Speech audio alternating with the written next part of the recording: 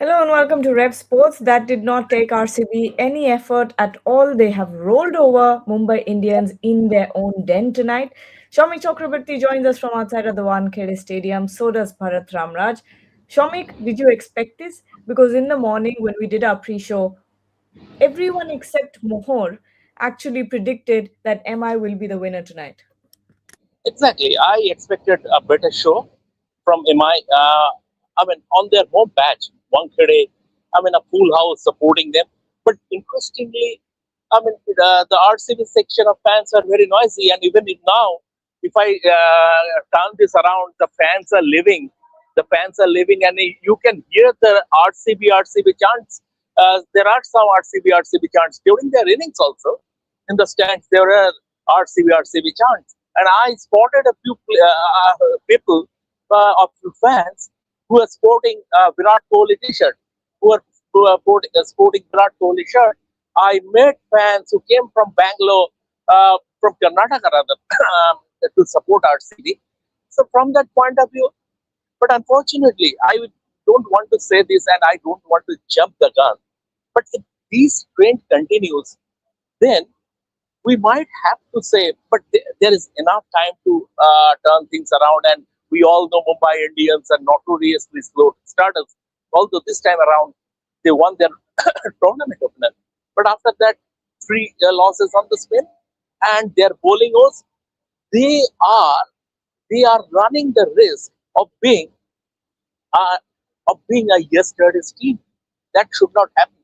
The brand of cricket RCB have been playing. If you look at Salt-Patidar, if you look at Phil Salt, if you look at Team David, what a superb addition Team David has been. But he was a former MI player. He is a former MI player. Now at RCB, what a fantastic addition he has been.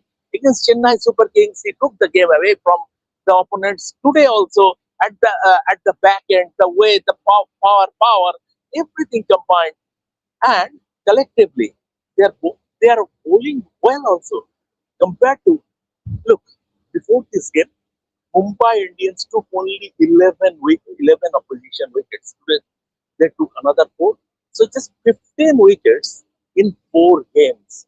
Yeah, Bumrah once again went wicketless, although his economy still is a mitigating factor, but it is a follow period for the great fast bowler. But on paper, they boast one of the best bowling attacks in the tournament, Mumbai Indians. So when Bumrah is going wicketless, it is a duty for the rest to come to the party, and that is not happening. Trained, bold, serious quality. Mitchell Santner quality. Everybody in that team, Hardik Pandya, but they are not taking wickets once again, and that is Mumbai Indians' biggest problem. And they will have to they address this. If they don't, then the way the other teams have been playing, RCB, Punjab Kings, and the other team, Rajasthan Royals, it is going to be hell of a difficult job for the five-time champions.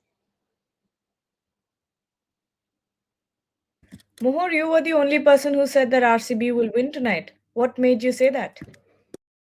Uh, to be fair, Gargiri, I think because I've been observing them quite a bit, I think it's a collective effort because of which I said someday if Virat Kohli fails, we know for sure that there is somebody else from the same batting lineup who is going to stand up for the team and chip in. Similarly, same thing. If the openers fail, the lower order is there. If the lower order fails, you get a fantastic score in the power play. So I was pretty confident because they're the defending champions. They have they won the IPL last season. They defeated MI at their home ground last season as well. So they will be riding high on the confidence. Firstly, secondly, due to the collective effort, bowling as well. I also feel like Rasik Dhar was a brilliant addition to the team as well.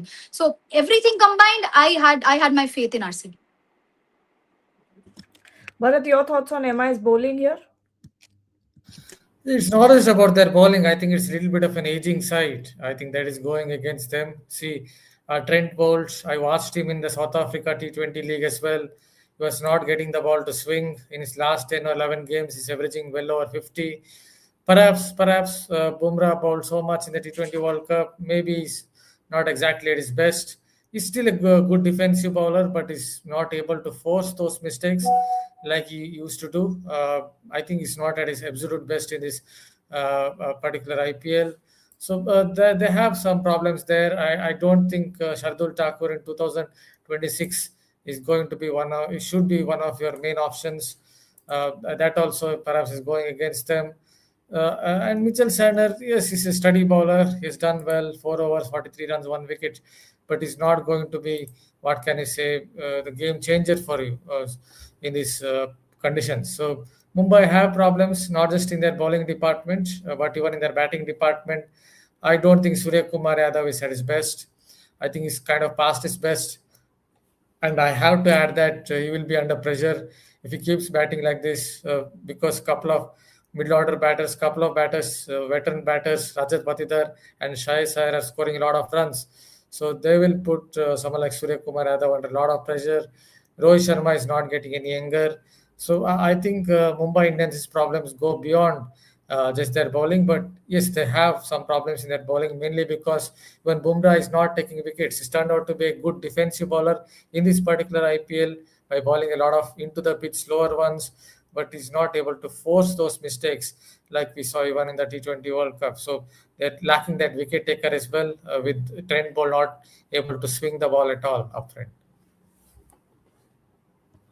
Shall we talk about Virat Kohli? Because obviously you expect these kind of performances from Phil Salt, from Rajat Patidar, from Devdutt Padikkal, but Virat Kohli, because he does not play much cricket around the year, are you surprised to see him perform the way that he does every single time he steps out?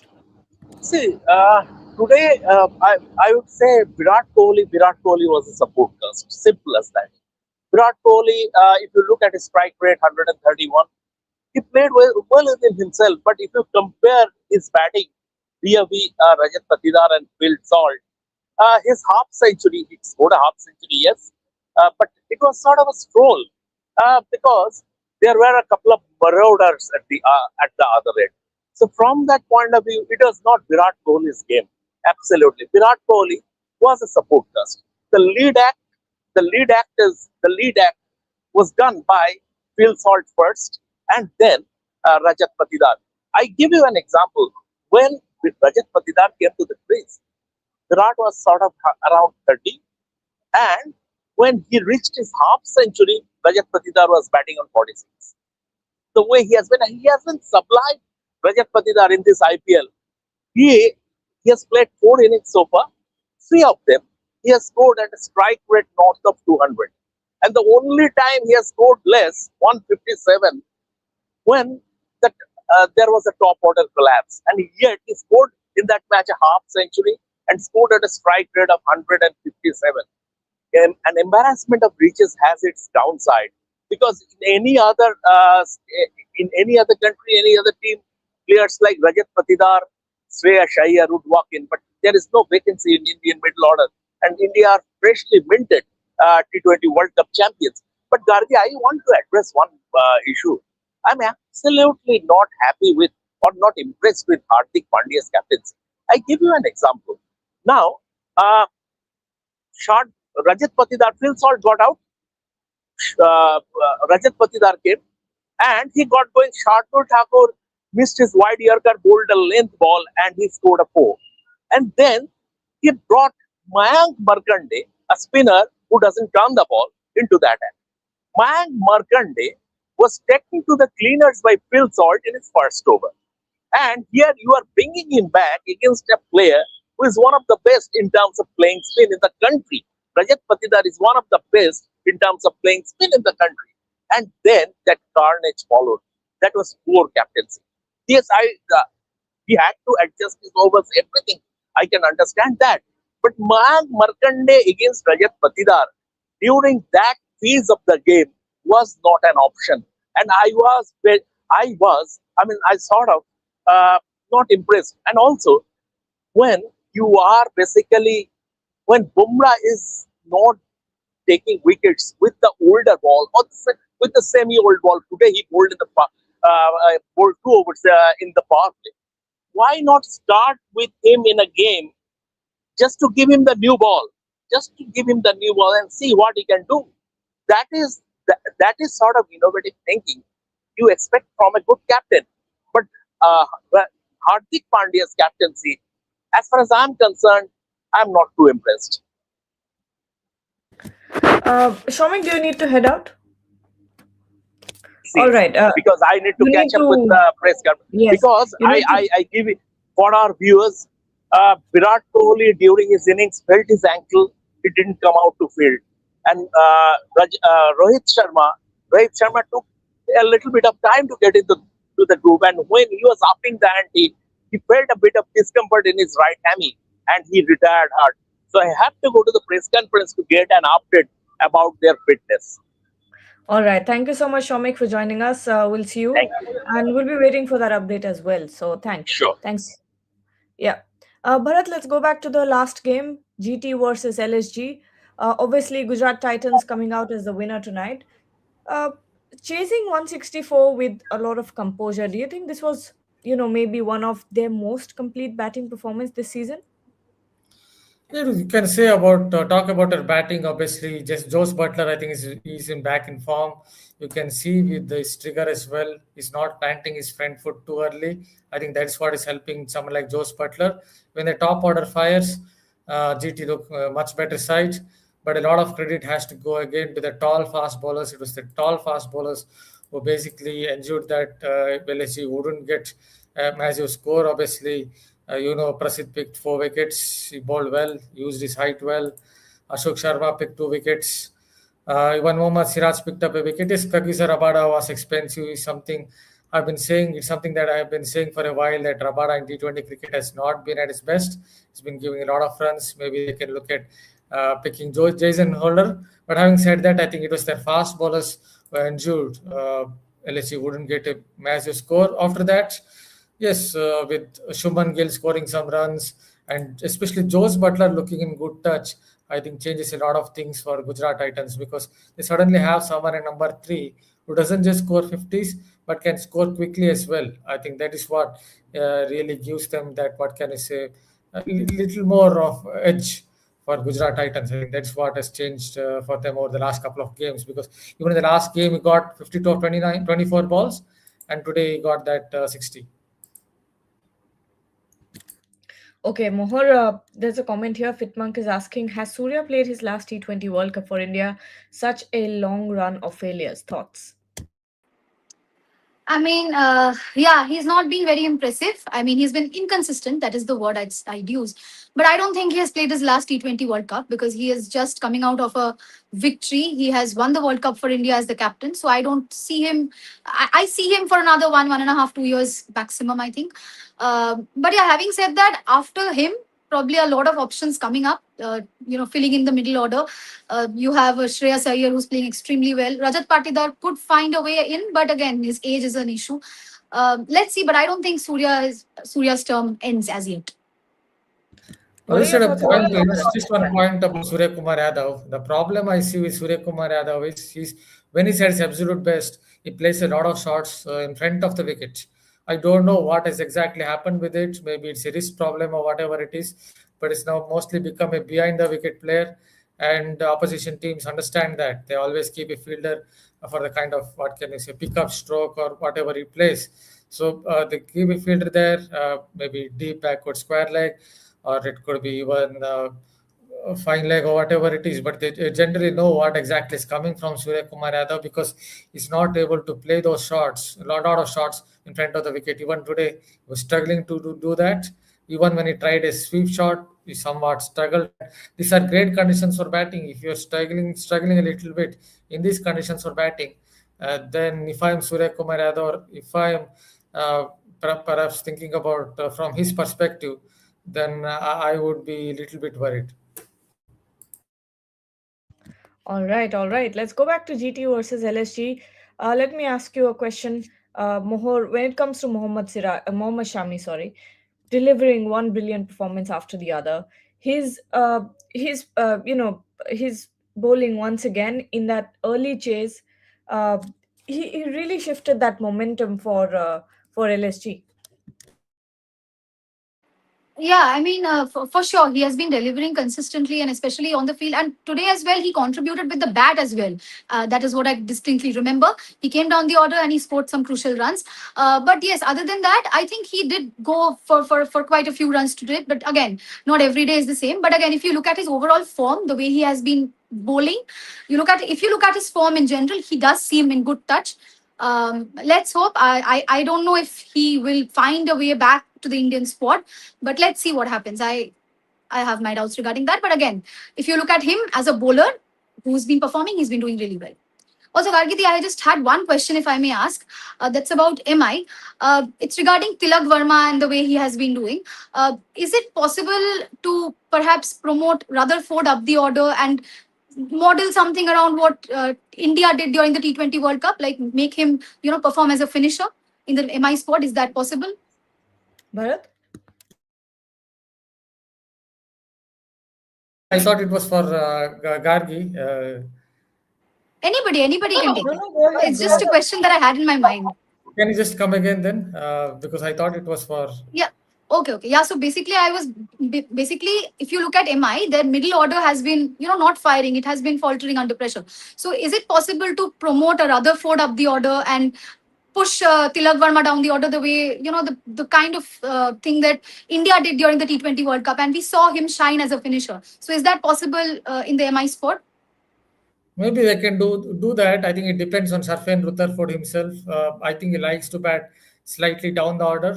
That's what West Indies also look at him. We batted at that position around five, even for West Indies for a period of time. Even when we were struggling for Gujarat Titans, that was his spot. So yes, so if Sarfan Rutherford is ready, if he's able to play in a slightly different way, then they can definitely look at it because the top three or somewhere the top order is struggling a little bit in power play overs. You need to get a lot of runs, as many runs as possible. So that's an option, but again, it comes down to the batsman because I think Sharfin Rutherford himself prefers to bat somewhere at number 5 or 6. All right. Joss Butler. Let's talk about him because he's returned to form. He spoke about going back to basics and working on his setup in the post-match presentation. Are we seeing a much more controlled and technically assured version of Joss Butler at this moment? Bharat, do you see anything different? I just said no, that he's not planting his front foot too early. I think that's the only difference I see. See what was happening, I guess, in the T20 World Cup was maybe he was a little bit nervous or whatever it is. He was planting his front foot a little too early. So I think he was not getting that, what can I say, space in order to play those shots or access to the ball. He's getting a lot more access to the ball now because he's not planting his front foot too early. What you can see is you can notice his back foot. That was not the case in the T20 World Cup, his front foot, because he was planting it too early. I think he was covering his back leg. I think that's the clear difference, what I can see. And that has helped his bat swing, arc of his bat swing to just come through and play those strokes. I think that's what I think he's worked on. Okay, Mohol. Fitmonk is saying looks like Pant is becoming another Maxwell of IPL. Such huge checks every season, but hopeless performances. Can't remember a season where he dominated. Wow. Okay, so let's not determine a player's caliber in terms of his paycheck. But yeah, if you have to talk about Pant in general, I don't believe in these comparisons between different players. I am not a believer in that. But yeah, if I talk about Pant in general, when it comes to T20 cricket in as a whole, not just IPL, he has been a little bit inconsistent. Not a little bit. He has been quite inconsistent. I mean, one day you see him firing, and the next day, he just doesn't. He's not able to perform.